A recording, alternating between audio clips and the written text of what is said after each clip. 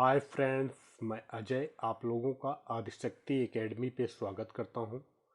Friends, आज हम लोग ज्योग्राफी फर्स्ट पेपर के अंतर्गत जो विश्व भूगोल का चैप्टर है उसके अंतर्गत जो जो भी चीज़ें आती हैं उसके बारे में हम लोग इस वीडियो लेक्चर में पढ़ेंगे। सबसे पहले हम लोग जनरल ज्योग्राफी के अंतर्गत जो 3 चैप्टर आते हैं, फर्स्ट ब्रह्मांड, दूसरा है पृथ्वी की गतियां और तीसरा अक्षांश देशांतर अंतरराष्ट्रीय तिथि रेखा। इन तीनों चैप्टर के बारे में पढ़ेंगे। फ्रेंड्स, यह वीडियो हमारा जो यूपीएससी की तैयारी कर रहे हैं या यूपीपीसीएस, बीपीएससी, एमपीपीसीएस या अदर स्टेट लेवल एग्जाम की तैयारी कर रहे हैं उनके लिए काफ़ी महत्वपूर्ण होगा। तो फ्रेंड्स, वीडियो देखने के बाद अगर आप लोगों को यह वीडियो अच्छा लगता है तो please like, subscribe and share. तो फ्रेंड्स, सबसे पहले हम लोग स्टार्ट करते हैं अपना सामान्य भूगोल के अंतर्गत जो हमारा फर्स्ट चैप्टर है ब्रह्मांड।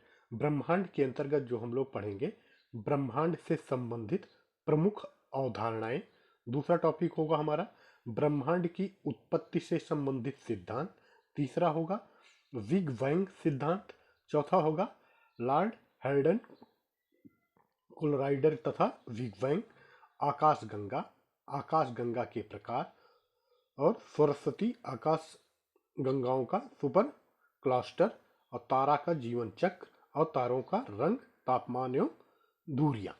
तो सबसे पहले हम स्टार्ट करते हैं ब्रह्मांड के बारे में।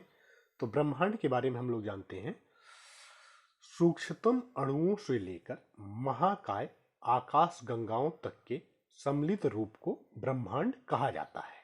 सूक्ष्मतम अणुओं यानी जो छोटे से छोटे कण हैं, अगर हम उनसे शुरू करते हैं और महाकाय यानी बहुत बड़े पिंड या आकाश गंगाओं तक ब्रह्मांड में जो स्थित है आकाश में आकाश गंगाएं वहां तक जाते हैं, इन सबके सम्मिलित रूप को जो है वो ब्रह्मांड यानी यूनिवर्स कहा जाता है। सेकंड, हमारी पृथ्वी भी जो है इन्हीं असंख्य आकाश गंगाओं में से एक दुग्ध मेखला नामक आकाश गंगा में स्थित है। यानी हमारी जो पृथ्वी है ये भी ब्रह्मांड की एक आकाश गंगा में स्थित है जिसका नाम दुग्ध मेखला है। यानी पृथ्वी जो जिस आकाश गंगा में रहती है उसका नाम दुग्ध मेखला है। अब हम लोग देखेंगे ब्रह्मांड से संबंधित प्रमुख अवधारणाएं। ब्रह्मांड से संबंधित प्रमुख अवधारणाओं में क्लौडियस टॉलमी जो मिस्र एवं यूनान के थे, इन्होंने वर्ष 140 ईस्वी में यह परिकल्पना दी, अवधारणा दी थी। इन्होंने सर्वप्रथम जो है ब्रह्मांड का नियमित अध्ययन कर भू केंद्रित अवधारणा का प्रतिपादन किया। यानी टॉलमी ने जो है वो भू केंद्रित अवधारणा का प्रतिपादन किया। इस अवधारणा के अनुसार जो है वो पृथ्वी ब्रह्मांड के केंद्र में है तथा सूर्य व अन्य ग्रह इसकी परिक्रमा करते हैं। यानी इसमें सूर्य की जगह जो है वो पृथ्वी को केंद्र माना गया है और सूर्य तथा अन्य ग्रह जो हैं वो सारे जो हैं वो पृथ्वी की परिक्रमा करते हैं। यह टॉलमी के अनुसार 140 ईस्वी में माना गया था। तो इसे हम भू केंद्रित अवधारणा कहते हैं। सेकेंड जो अवधारणा है वो निकोलस कॉपरनिकस की, जो पोलैंड के थे और इन्होंने 1543 में यह अवधारणा दी। इन्होंने अपनी हस्तलिखित पुस्तक में सूर्य केंद्रित अवधारणा के अंतर्गत यह बताया कि ब्रह्मांड के केंद्र में पृथ्वी नहीं अपितु सूर्य है। यानी सर्वप्रथम जो है कॉपरनिकस ने यह बताया कि पृथ्वी जो है वो सूर्य के केंद्र में नहीं है बल्कि पृथ्वी की जगह वो सूर्य केंद्र में स्थित है। यद्यपि ब्रह्मांड संबंधी उनकी अवधारणा जो है वो सौर परिवार तक ही सीमित थी, लेकिन इनकी जो कॉपरनिकस की परिकल्पना थी यह ब्रह्मांड संबंधी उनकी अवधारणा जो है सौर परिवार तक ही सीमित थी। तथापि इस अवधारणा ने ब्रह्मांड के अध्ययन की दिशा ही बदल दी। इस सिद्धांत के अनुसार दैनिक गति में पृथ्वी अपने अक्ष पर तथा वार्षिक गति में सूर्य के चारों ओर परिक्रमा करती है। कॉपरनिकस की जो ये सूर्य केंद्रित अवधारणा थी, इनके इस अवधारणा के अनुसार जो है पृथ्वी जो है दैनिक गति में अपने अक्ष पर और वार्षिक गति में सूर्य के चारों ओर परिक्रमा करती है। नेक्स्ट तीसरी परिकल्पना जो थी वो 1805 में आई। विलियम हर्शेल जो ब्रिटेन के निवासी थे, इन्होंने दूरबीन की सहायता से अंतरिक्ष का अध्ययन कर बताया कि सौरमंडल आकाश गंगा का एक अंश मात्र है। सर्वप्रथम यानी विलियम हर्शेल ने ही यह बताया था दूरबीन की सहायता से कि सौरमंडल जो है वो आकाश गंगा का एक अंश मात्र है। नेक्स्ट चौथा जो था वो एडविन पॉवेल हब्बल जो अमेरिका के निवासी थे, इन्होंने 1925 में इन्होंने स्पष्ट किया कि दृश्य पथ से आने वाले ब्रह्मांड का व्यास 250 करोड़ प्रकाश वर्ष है तथा इसके अंदर हमारी आकाश गंगा की भांति लाखों आकाश गंगाएं हैं। इन्होंने बताया कि ब्रह्मांड का विस्तार अभी भी जारी है, यानी सर्वप्रथम ब्रह्मांड के विस्तार में जानकारी जो है वो एडविन पॉवेल हब्बल ने दी थी जो अमेरिका के निवासी थे। नेक्स्ट है बारहमिहिर भारत। बारहमिहिर भारत 6ठी शताब्दी ईस्वी की बात है ये। तो इन्होंने कॉपरनिकस से लगभग 1000 वर्ष पूर्व ही बता दिया था कि चंद्रमा पृथ्वी की परिक्रमा करती है और पृथ्वी सूर्य की परिक्रमा करती है। नेक्स्ट है हमारा जर्मन गणितज्ञ एवं खगोल शास्त्री जोहानेस केपलर 1571 से 1630 ईस्वी में ने ग्रहों की गति संबंधी नियम का प्रतिपादन किया, यानी ग्रहों के गति से संबंधित नियम का प्रतिपादन जो हुआ केपलर ने किया था। केपलर के वैज्ञानिक अनुसंधानों ने न्यूटन की सार्वत्रिक गुरुत्वाकर्षण के सिद्धांत के लिए आधार प्रदान किया। नेक्स्ट है ब्रह्मांड की उत्पत्ति से संबंधित सिद्धांत। ब्रह्मांड की उत्पत्ति से संबंधित सिद्धांत जो है वो प्रमुखतः 3 सिद्धांत हैं। पहला है महाविस्फोट सिद्धांत जो सार्वधिक मान्य है, और महाविस्फोट सिद्धांत को जॉर्ज लेमेत्रे ने दिया था। नेक्स्ट है साम्य अवस्था का सिद्धांत। साम्य अवस्था का सिद्धांत जो है वो थॉमस गोल्ड एवं हरमन बॉडी ने दिया था। नेक्स्ट है दोलन सिद्धांत। दोलन सिद्धांत जो है वो डॉक्टर एलन सैंडेज ने दिया था। तो फर्स्ट हम लोग देखते हैं बिग बैंग सिद्धांत यानी महाविस्फोट सिद्धांत क्या है। तो इसके अंतर्गत ब्रह्मांड की उत्पत्ति के संबंध में यह सर्वाधिक मान्य सिद्धांत है, यानी बिग बैंग सिद्धांत जो है वो ब्रह्मांड की उत्पत्ति के संबंध में सर्वाधिक मान्य है। इसे विस्तारित ब्रह्मांड परिकल्पना भी कहा जाता है। बिग बैंग थ्योरी को विस्तारित ब्रह्मांड परिकल्पना के नाम से भी जाना जाता है। बेल्जियम के खगोल शास्त्री एवं पादरी जॉर्ज लेमेत्रे ने 1927 ईस्वी में इस सिद्धांत का प्रतिपादन किया था, यानी बिग बैंग सिद्धांत का प्रतिपादन जो है वो बेल्जियम के खगोल शास्त्री एवं पादरी जॉर्ज लेमेत्रे ने 1927 में किया। रॉबर्ट वेगनर ने इस सिद्धांत की 1967 ईस्वी में विस्तृत व्याख्या प्रस्तुत की थी, यानी रॉबर्ट वेगनर जो है वो महाविस्फोट सिद्धांत की 1967 में जो है वो विस्तृत व्याख्या प्रस्तुत की। नेक्स्ट है इसके अंतर्गत जो पॉइंट है, जॉर्ज लेमेत्रे के अनुसार जो है वो ब्रह्मांड लगभग 15 अरब वर्ष पूर्व एक विशालकाय पिंड था जिसका निर्माण भारी पदार्थों से हुआ था। नेक्स्ट तीसरा पॉइंट है इसके अंतर्गत, इसमें अचानक ब्रह्मांडीय विस्फोट या बिग बैंग के कारण पदार्थों का बिखराव हुआ जिसे काले व उच्च घनत्व वाले पदार्थ निर्मित हुए तथा उनके समूहन से अनेक ब्रह्मांडीय पिंडों का सृजन हुआ। नेक्स्ट इसके चारों ओर सामान्य पदार्थों का जमा हुआ जो उच्च घनत्व वाले पदार्थ निर्मित हुए, उनके समूहन से अनेक ब्रह्मांडीय पिंडों का सृजन हुआ, और जो अनेक ब्रह्मांडीय पिंडों का सृजन हुआ उनके चारों ओर जो है वो सामान्य पदार्थों का जमा हुआ जिससे उसके आकार में वृद्धि हुई। इस प्रकार आकाश गंगाओं का निर्माण हुआ। नेक्स्ट इसमें पुनः अनेकानेक विस्फोट हुए जिससे उत्पन्न पदार्थों का समूहन होने से असंख्य असंख्य पिंडों का निर्माण हुआ। यही पिंड तारे कहलाए।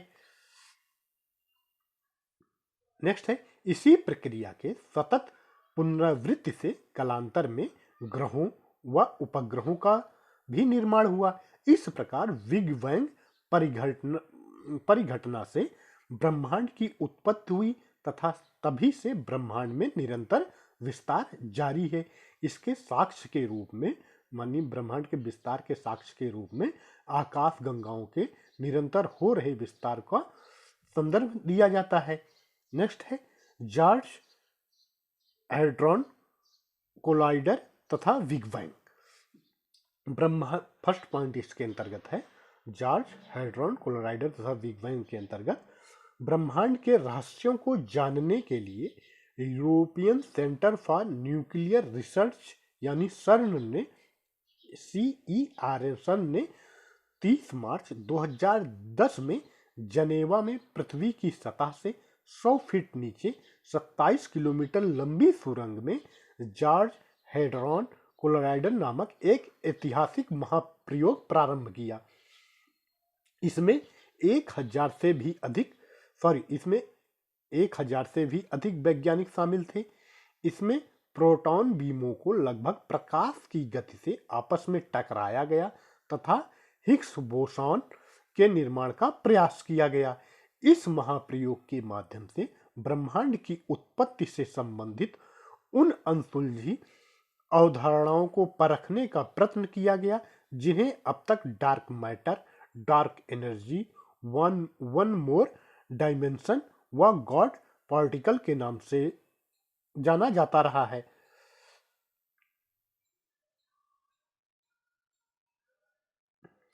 वस्तुतः इस महाप्रयोग के माध्यम से वैज्ञानिकों ने 15 अरब वर्ष पहले हुई उस ब्रह्मांडीय घटना को प्रयोगशाला में दोहराना चाहते हैं जिससे खगोलकी में बिग बैंग के नाम से जाना जाता है। नेक्स्ट है, हिग्स बोसॉन को गॉड पार्टिकल के नाम नोबेल पुरस्कार विजेता लियोन लैंडरमैन ने दिया था। हिग्स बोसॉन को जो है वो गॉड पार्टिकल का नाम जो है नोबेल पुरस्कार विजेता लियोन लैंडरमैन ने दिया था। नेक्स्ट पॉइंट, ऐसी अवधारणा है यानी बिग बैंग थ्योरी जो है ये एक ऐसी अवधारणा है कि गॉड पार्टिकल के नाम से जाना जाने वाले कण हिग्स बोसॉन में ही ब्रह्मांड के रहस्य छिपे हैं, क्योंकि इससे पदार्थ निर्माण की सबसे आधारभूत इकाई माना जाता है। यानी हिग्स बोसॉन को जो है वो पदार्थ के निर्माण की सबसे आधारभूत इकाई माना जाता है। नेक्स्ट, ब्रिटिश वैज्ञानिक पीटर हिग्स ने सन 1964 में कॉस्मोलॉजी समझने हेतु इस परमाणविक अवधारणा को प्रस्तुत किया जो भारतीय वैज्ञानिक सत्येंद्र नाथ बोस की बोसॉन थ्योरी पर आधारित थी। यानी पीटर हिग्स ने सन 1964 में जो कॉस्मोलॉजी समझाने हेतु परमाणविक अवधारणा को प्रस्तुत किया वो जो है भारतीय वैज्ञानिक सत्येंद्र नाथ बोस की बोसॉन थ्योरी पर आधारित थी। नेक्स्ट है, इस महाप्रयोग द्वारा यानी सर्न द्वारा जो कि ने अंततः 4 जुलाई 2012 को हिग्स बोसॉन से मिलते जुलते सब एटॉमिक पार्टिकल की खोज करने में सफलता प्राप्त की। इसे ब्रह्मांड के रहस्यों को जानने के विषय में महत्वपूर्ण उपलब्धि माना जा रहा है। 14 फरवरी 2013 को लार्ज हैड्रॉन कोलाइडर को बंद कर दिया गया, परंतु इसे जून 2015 में पुनः प्रारंभ कर दिया गया, किंतु सर्न कंट्रोल सेंटर ने 3 दिसंबर 2018 को इसे एक बार फिर बंद कर दिया। अब इसका परिचालन वर्ष 2021 से फिर से प्रारंभ किया गया है। नेक्स्ट है, सर्न के बारे में हम लोग जान लेते हैं। सर्न क्या है? सर्न जो है वो यूरोपीय नाभिकीय अनुसंधान संगठन को सर्न कहा जाता है। कण भौतिकी विश्व की सबसे बड़ी प्रयोगशाला है जो फ्रांस और स्विट्जरलैंड की सीमा पर जनेवा में स्थित है। इसकी स्थापना 29 सितंबर 1954 को हुई थी। यानी सर्न की स्थापना जो है वो 29 सितंबर 1954 में की गई थी। सर्न का प्रमुख उद्देश्य उच्च ऊर्जा भौतिकी से संबंधित अनुसंधान करने के लिए विभिन्न प्रकार के कण त्वरकों का विकास करना है। सर्न विश्व का सबसे बड़ा परमाणु आयोग है। वर्ष 2017 में भारत इसका सहायक सदस्य वर्ष 2017 से भारत इसका सहायक सदस्य है। नेक्स्ट अब हम लोग देखेंगे जेम्स वेब अंतरिक्ष दूरदर्शी। जेम्स वेब अंतरिक्ष दूरदर्शी क्या है, इसके बारे में जानते हैं हम लोग। यह अवरक्त प्रकाश आधारित एक बृहदाकार दूरदर्शी है। यानी जेम्स वेब अंतरिक्ष दूरदर्शी जो है वो अवरक्त प्रकाश आधारित एक बृहदाकार यानी बड़ी दूरदर्शी है, जिसका प्रक्षेपण जो हो एरियन 5 रॉकेट से वर्ष 2021 में फ्रेंच गुयाना से किया गया। जेम्स वेब अंतरिक्ष दूरदर्शी का प्रक्षेपण जो है वो एरियन 5 रॉकेट से वर्ष 2021 में फ्रेंच गुयाना से किया गया। नेक्स्ट पॉइंट इसके अंतर्गत है, यह सुपरिचित हब्बल अंतरिक्ष दूरदर्शी का प्रतिस्थानी और आधुनिक पीढ़ी की दूरदर्शी है।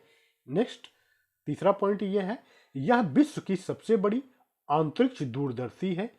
इसका मुख्य कार्य जो है वो ब्रह्मांड के उन सुदूर संरचनाओं निकायों का अध्ययन करना है जो पृथ्वी पर स्थित वेधशालाओं और हब्बल दूरदर्शी की पहुंच से बाहर हैं।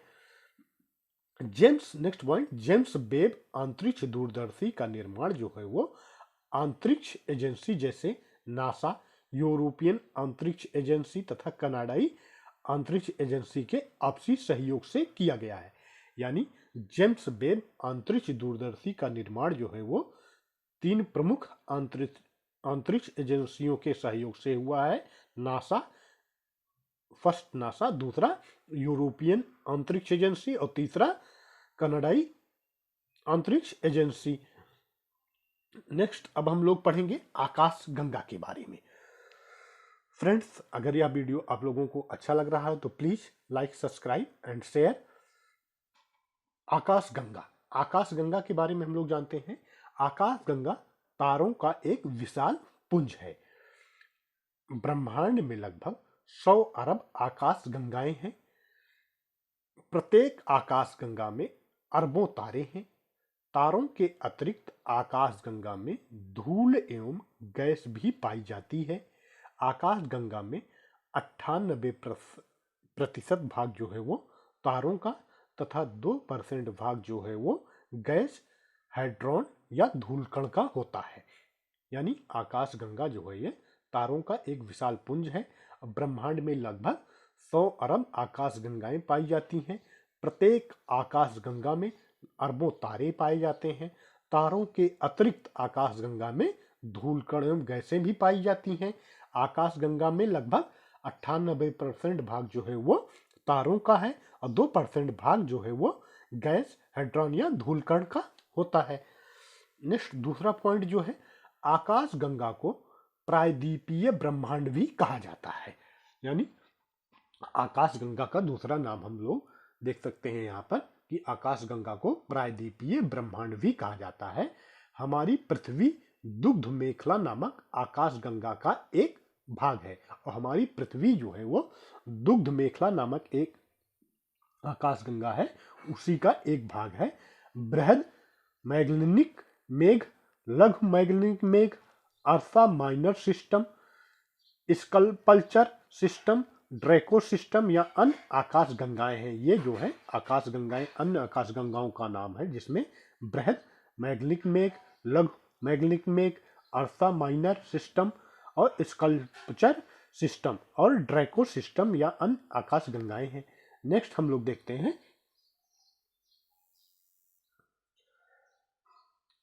नेक्स्ट पॉइंट, आकाश गंगा में एक केंद्रीय वल्ज एवं 3 घूर्णनशील भुजाएं होती हैं। ये तीनों घूर्णनशील भुजाएं जो हैं वो अनेक तारों से निर्मित होती हैं। आकाशगंगा में एक केंद्रीय वल्ज होता है एवं 3 घूर्णनशील भुजाएं होती हैं। इन तीनों घूर्णनशील भुजाएं जो हैं, ये तीनों घूर्णनशील भुजाएं अनेक तारों से निर्मित होती हैं, जहां तारों का संकेंद्रण जो है वो सार्वधिक होता है। हम लोग देखते हैं मिल्की वे आकाशगंगा यानी दुग्ध मेखला के बारे में। तो यहाँ पर देखते हैं हम लोग दुग्ध मेखला, कृष्णवीवर ये केंद्र में है दुग्ध मेखला के। उसके बाद यहाँ पे हम लोग देखते हैं एक साइड में ध्रुव तारा, ध्रुव तारा की साइड से जब हम लोग आते हैं पल्सर व वेला सुपरनोवा। नेक्स्ट हम लोग देखते हैं प्रिग्मा सेंचुरी, क्वेसर, सूर्य युवा तारा है। सूर्य जो है एक युवा तारा की श्रेणी में आता है।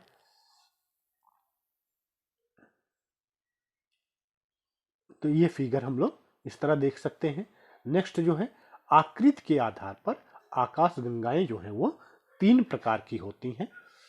तो आइए हम लोग देखते हैं आकाशगंगाओं के 3 प्रकार कौन कौन से हैं। आकाशगंगा के प्रकार, फर्स्ट जो है एक अंडाकार आकाशगंगा होती है, दूसरी सर्पिलाकार आकाशगंगा होती है और तीसरी जो है वो अनियमित आकार की आकाशगंगा होती है। तो फर्स्ट अंडाकार या दीर्घवृत्तीय कार जो होती है आकाशगंगा, उसके बारे में हम लोग जानते हैं। तो फर्स्ट पॉइंट है इसके अंतर्गत ब्रह्मांड की लगभग 2/3 आकाशगंगाएं जो है वो दीर्घ वृत्तीय हैं। इनका अंतर तारकीय माध्यम जो है वो कम घना होता है। ऐसी आकाशगंगाओं में अधिकांशतः पुराने तारे होते हैं एवं नवीन तारों का निर्माण नहीं होता है। यानी अंडाकार या दीर्घवृत्तीय कार जो आकाशगंगाएं होती हैं, इनमें अंतर तारकीय माध्यम बहुत कम घना होता है और ऐसी आकाशगंगाओं में अधिकांशतः पुराने तारे पाए जाते हैं एवं अंडाकार एवं दीर्घवृत्तीय आकाशगंगाओं में नवीन ताराओं का निर्माण नहीं होता है। नेक्स्ट इसी के अंतर्गत हम लोग छोटा सा जान लेते हैं एंड्रोमेडा। एंड्रोमेडा क्या है?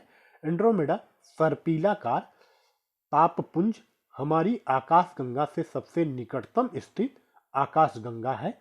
यह निहारिका के समान तारामंडल है जो पृथ्वी से 2.5 मिलियन प्रकाश वर्ष दूर अवस्थित है।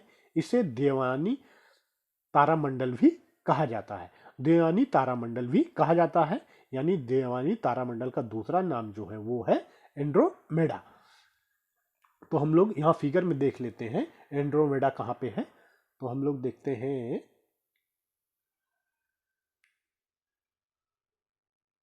एंड्रोमेडा, ये हमारा है फर्स्ट, ऊपर देखिए लिखा है जहां एंड्रोमेडा आकाशगंगा। उत्तर साइड में हमारी दुग्ध मेखला यानी मिल्की वे आकाशगंगा है जो है, उसके उत्तर साइड में सबसे ऊपर जो है ध्रुव के पास में देखिए लिखा है एंड्रोमेडा आकाशगंगा, यानी देवयानी आकाशगंगा यहीं पे पाई जाती है। नेक्स्ट है हम लोग देखते हैं दूसरा सर्पिलाकार। सर्पिलाकार आकाशगंगाओं के केंद्र में ताराओं का अधिक जमाव पाया जाता है। यानी सर्पिलाकार आकाशगंगाएं जो होती हैं, इनके केंद्र में तारों का अधिक जमाव पाया जाता है। ये तस्तरी के आकार की आकाशगंगाएं होती हैं और सर्पिलाकार आकाशगंगाएं जो है ये तस्तरी के आकार की होती हैं। समस्त आकाशगंगाओं में 1/4 आकाशगंगाएं इसी प्रकार की होती हैं, जो लगभग जो हमारे ब्रह्मांड में आकाशगंगाएं हैं उसमें से लगभग 1/4 आकाशगंगाएं जो हैं वो सर्पिली प्रकार की आकाशगंगाएं हैं।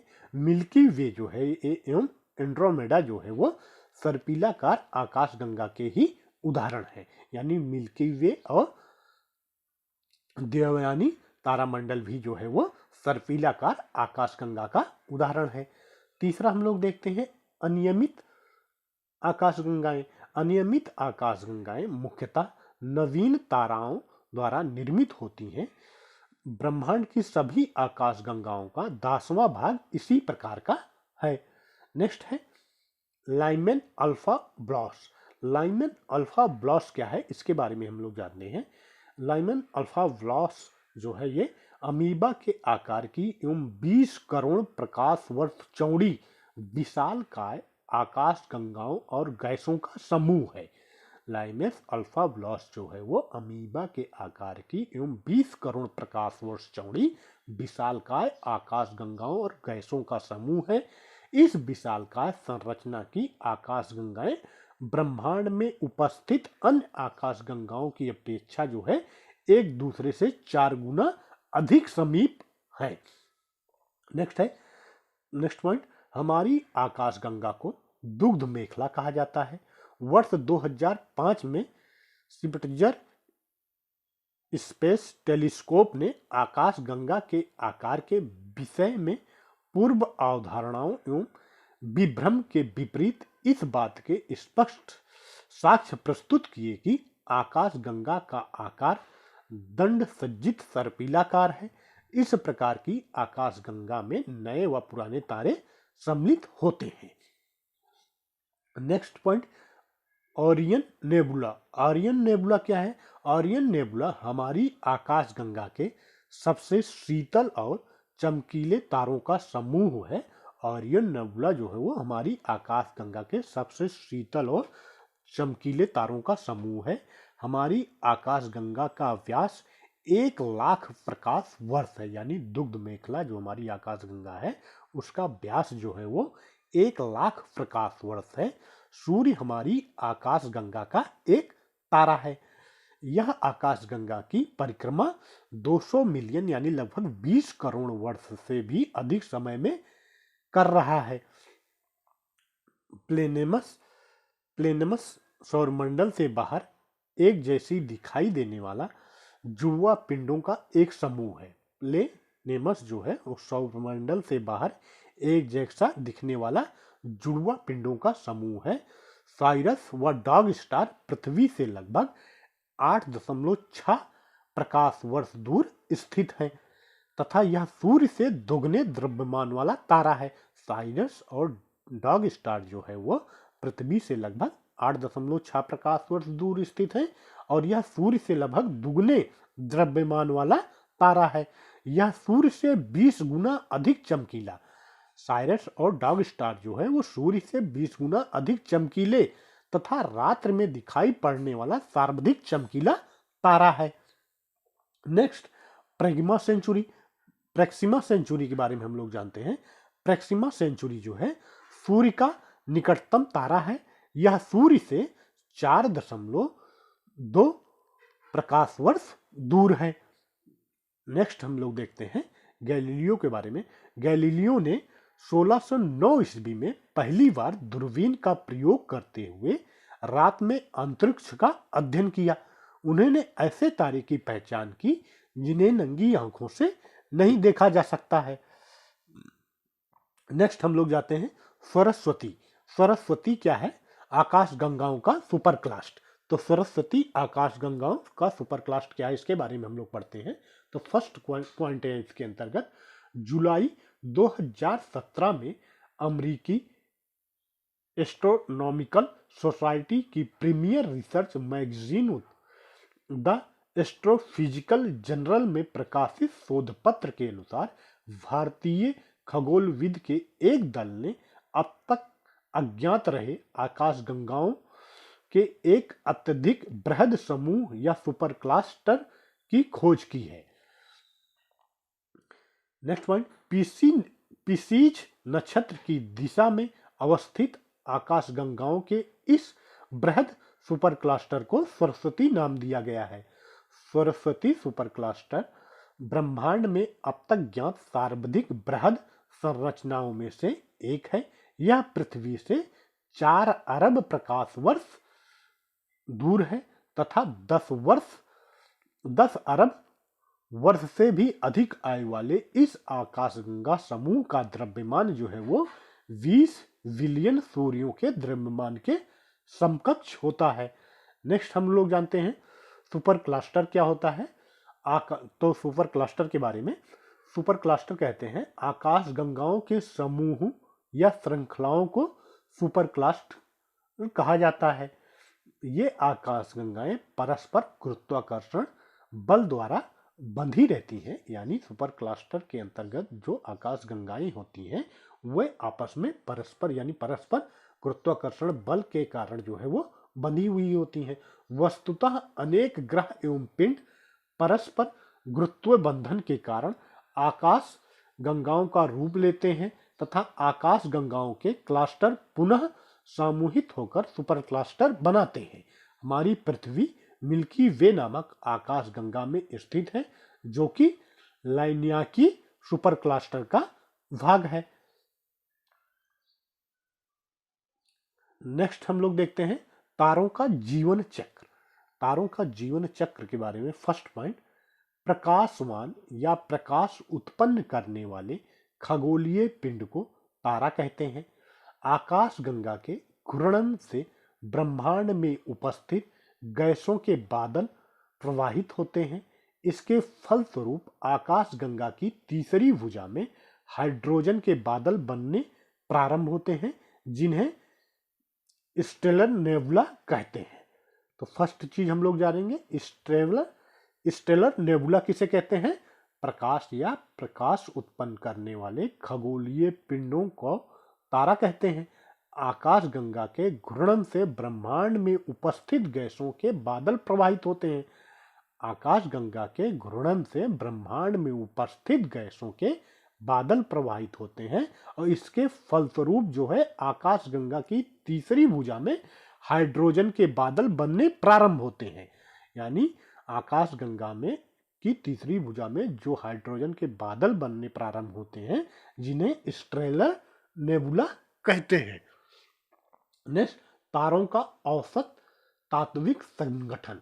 तो तारों में क्या क्या पाया जाता है? लगभग 70% हाइड्रोजन और हीलियम 28%, कार्बन, नाइट्रोजन तथा नियॉन गैसें जो है वो 1.5% और लौह के तत्व जो है वो 0.5% पाए जाते हैं। अब तारों का जीवन चक्र। तारों का जीवन चक्र हम लोग देखते हैं तो जन्म प्रोटोस्टार।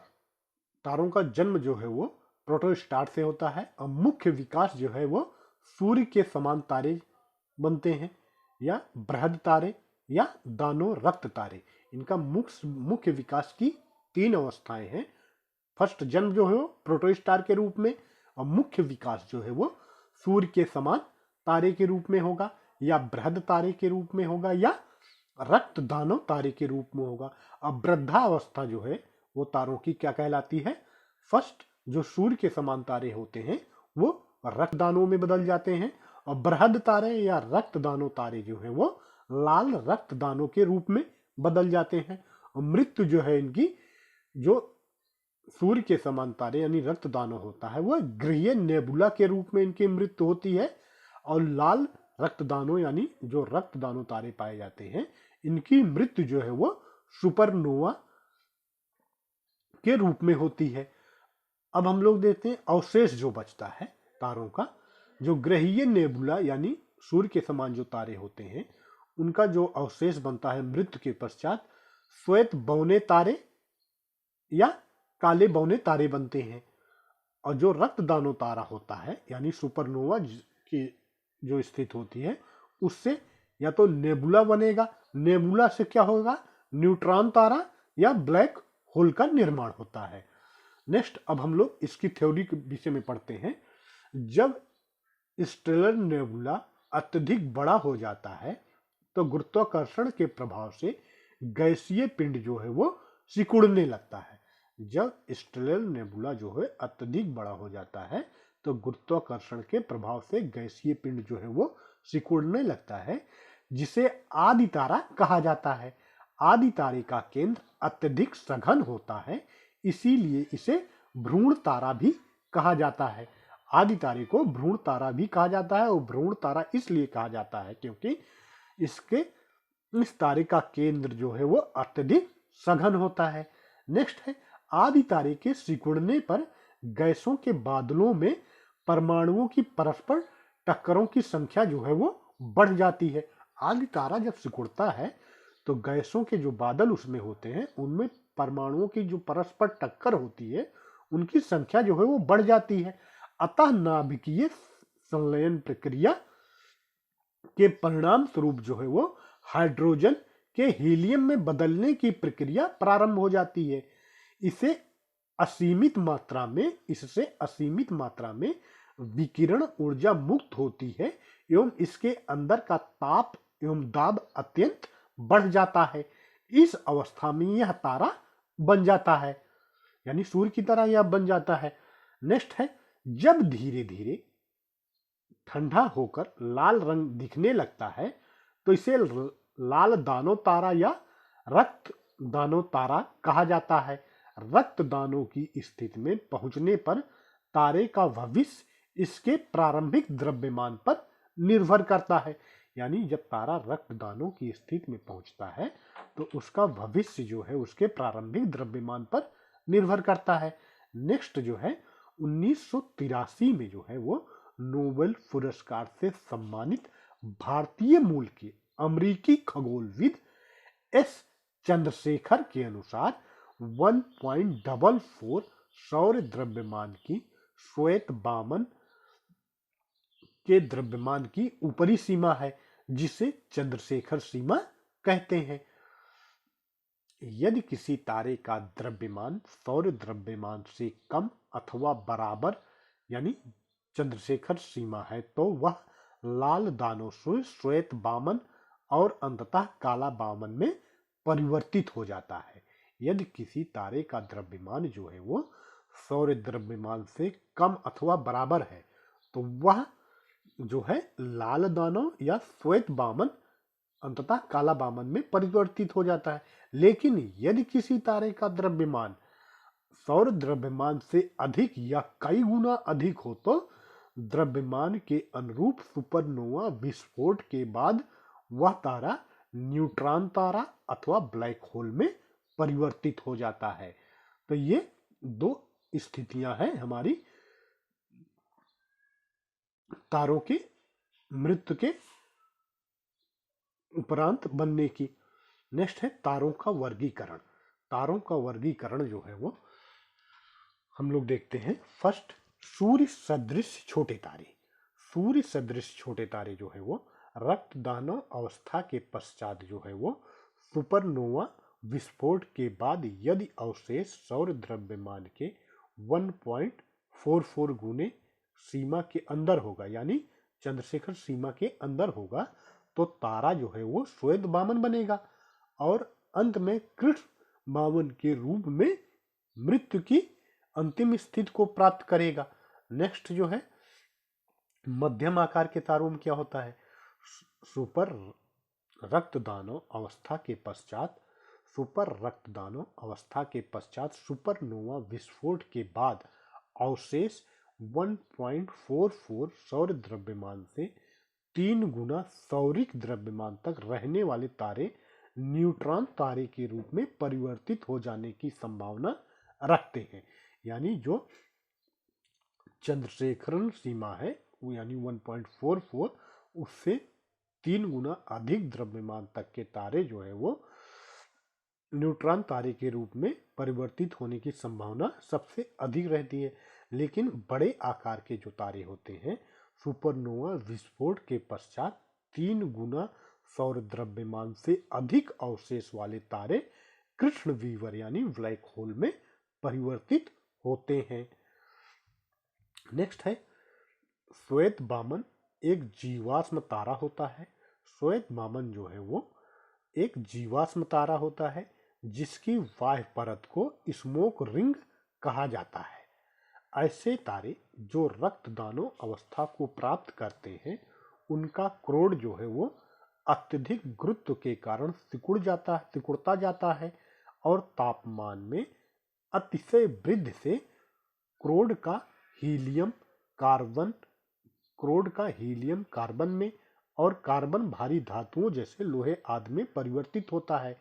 नेक्स्ट पॉइंट, अंत में तारे का केंद्र लोहे से युक्त हो जाता है जिसके कारण केंद्र में नाभिकीय संलयन की क्रिया रुक जाती है। तारे की मध्यवर्ती परत में गुरुत्वाकर्षण बल के कारण तारे के केंद्र में तीव्र विस्फोट होता है। इस दौरान निकली ऊर्जा तारे की ऊपरी परत को नष्ट कर देती है, जिसे सुपरनोवा विस्फोट कहा जाता है। सुपरनोवा विस्फोट के पश्चात जो है वो सुपरनोवा विस्फोट के पश्चात सुपरनोवा से प्रघात लहरें तथा गैसों के बादल निकलते हैं। इसी गैसीय बादल से तारों की एक नई पीढ़ी का जन्म होता है। सुपरनोवा विस्फोट से बचे हुए केंद्रीय भाग, जो कि अत्यधिक घनत्व वाला एवं कुछ मील व्यास का होता है, से न्यूट्रॉन तारों का निर्माण होता है। नेक्स्ट, यह बचा हुआ भाग अपने अक्ष पर प्रति सेकंड 30 बार घूर्णन करता है तथा तीव्र रेडियो तरंगे उत्सर्जित करता है। न्यूट्रॉन तारे को पल्सर भी कहा जाता है। न्यूट्रॉन तारे का अपरिमित द्रव्यमान अंततः एक ही बिंदु पर संकेंद्रित होता है। ऐसे असीमित घनत्व के द्रव्ययुक्त पिंड को कृष्ण वीवर कहते हैं। अंततः अत्यंत सुकंचित तारे जो कि अदृश्य हो जाते हैं, कृष्ण वीवर कहलाते हैं। नेक्स्ट कुछ पॉइंट है इंपॉर्टेंट, जिसके बारे में हम लोग जान लेते हैं। नासा ने अब तक पहचाने गए सबसे पुराने तारे की खोज की है, जिसे कैपलर 444 का नाम दिया गया है। यानी सबसे पुराने तारे का नाम जो है वो कैपलर 444 दिया गया है। नेक्स्ट है प्रेक्सिमा सेंचुरी के बारे में हम लोग जानते हैं। यह हमारी आकाशगंगा की मध्यवर्ती घूर्णनशील भुजा में तथा सौरमंडल के सर्वाधिक समीप स्थित एक तारा है, जो सौरमंडल से 4.25 प्रकाश वर्ष दूर है। नेक्स्ट हम लोग जानते हैं प्रेक्सिमा बी के बारे में। प्रेक्सिमा बी क्या है? सूर्य के सबसे निकट स्थित तारे प्रेक्सिमा सेंचुरी की परिक्रमा करने वाले पृथ्वी सदृश एक नए ग्रह की खोज की गई है। यानी प्रेक्सिमा बी जो है वह प्रेक्सिमा सेंचुरी का एक ग्रह है। इसे प्रेक्सिमा वी नाम दिया गया है। इसका द्रव्यमान जो है वो पृथ्वी के द्रव्यमान का लगभग 1.3 गुना है। यह ग्रह अपने तारे प्रेक्सिमा सेंचुरी से 7.5 मिलियन किलोमीटर दूर है और इसका एक चक्कर पूरा करने में 11.2 दिन का समय लेता है। नेक्स्ट, साइरस व डॉग स्टार क्या है? साइरस यह रात में आकाश में दिखाई देने वाला सर्वाधिक चमकीला तारा है। इसका द्रव्यमान सूर्य से 2 गुना है और यह सौरमंडल से लगभग 8.6 प्रकाश वर्ष दूर है, जो प्रेक्सिमा सेंचुरी के बाद सबसे नजदीक का तारा है। नेक्स्ट है ध्रुव तारा।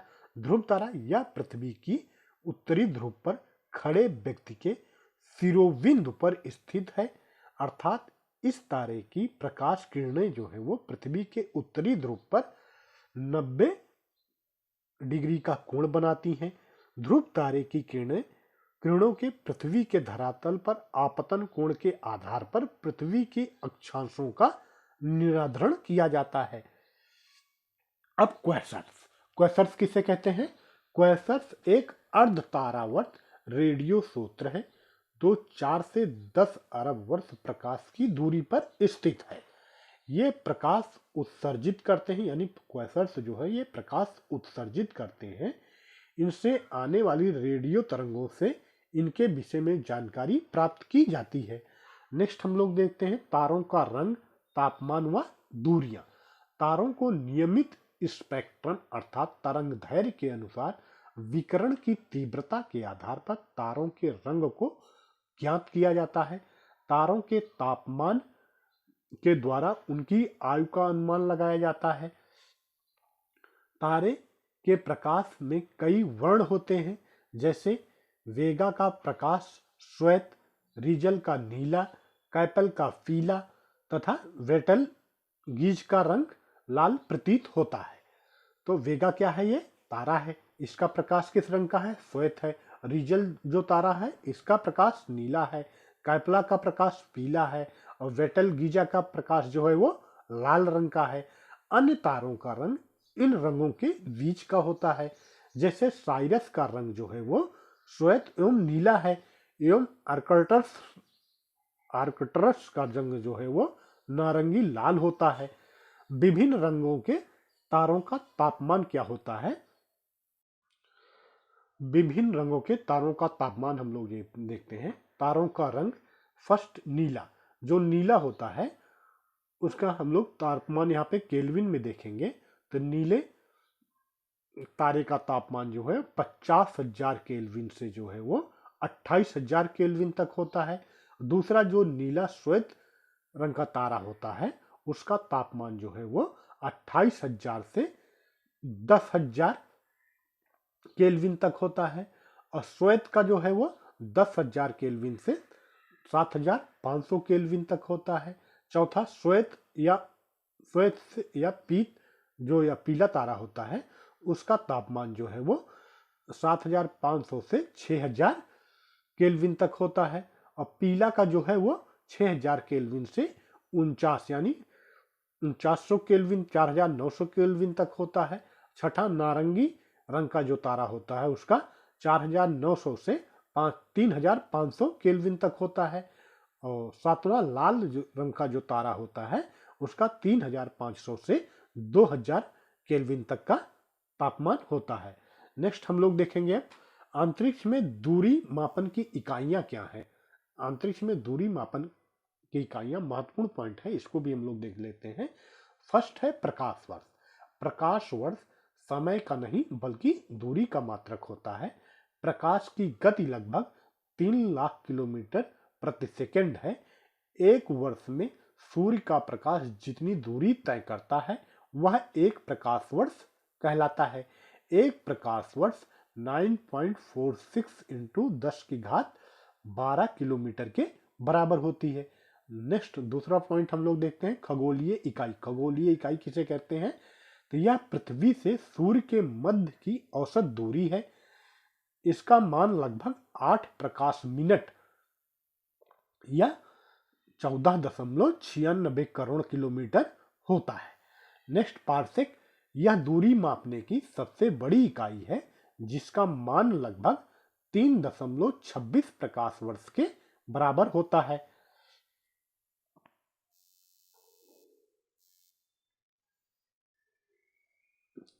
पृथ्वी से 10 सर्वाधिक दीप्तमान तारों की दूरी क्या है वो हम लोग देखते हैं। तो सबसे पहले हम लोग देखते हैं साइरस। साइरस की दूरी जो है वो पृथ्वी से है 8.8 प्रकाश वर्ष। अल्फा सेंचुरी 4.3 प्रकाश वर्ष। वेगा 26 प्रकाश वर्ष। रीजल 900 प्रकाश वर्ष। वेटलगीज 300 प्रकाश वर्ष। कैनोपस 98 प्रकाश वर्ष। आर्कटुरस 36 प्रकाश वर्ष। कैपला 46 प्रकाश वर्ष और प्रेसियोन 11 प्रकाश वर्ष और अकरन 114 प्रकाश वर्ष। यानी पृथ्वी पे सबसे कम दूरी किसकी है? अल्फा सेंचुरी की। अल्फा सेंचुरी के बाद प्रोसियन, प्रोसियन के बाद अल्फा सेंचुरी, उसके बाद साइरस है, उसके बाद प्रोसियन है, प्रोसियन के बाद हमारा आता है वेगा, वेगा के बाद आएगा आर्कटुरस, आर्कटुरस के बाद आएगा हमारा कैनोपस, कैनोपस के बाद आएगा अकर्नर, अकर्नर के बाद आएगा बेटलगीज, बेटलगीज के बाद रीजन। नेक्स्ट नासा, नासा के बारे में हम लोग थोड़ा सा जान लेते हैं। नासा संयुक्त राज्य अमेरिका की अंतरिक्ष एजेंसी है जिसकी स्थापना वर्ष 1998 में की गई थी। इसका मुख्यालय जो है वो यानी नासा का मुख्यालय जो है वो वाशिंगटन डीसी में है। यह इस देश के सार्वजनिक अंतरिक्ष कार्यक्रमों, एरोनॉटिक्स एवं एरोस्पेस रिसर्च के लिए उत्तरदायी है। नेक्स्ट है हमारा चैप्टर सौरमंडल। तो सौरमंडल के बारे में हम लोग नेक्स्ट अगले वीडियो में पढ़ते हैं। फ्रेंड्स, यह हमारा चैप्टर जब ब्रह्मांड कंप्लीट हो जाएगा तो इसके अंतर्गत जितने ऑब्जेक्टिव क्वेश्चन भी बनते हैं उसकी भी हम लोग प्रैक्टिस करेंगे। फ्रेंड्स, अगर आप लोगों को वीडियो अच्छा लगा हो तो please like, subscribe and share. Okay, thank you so much.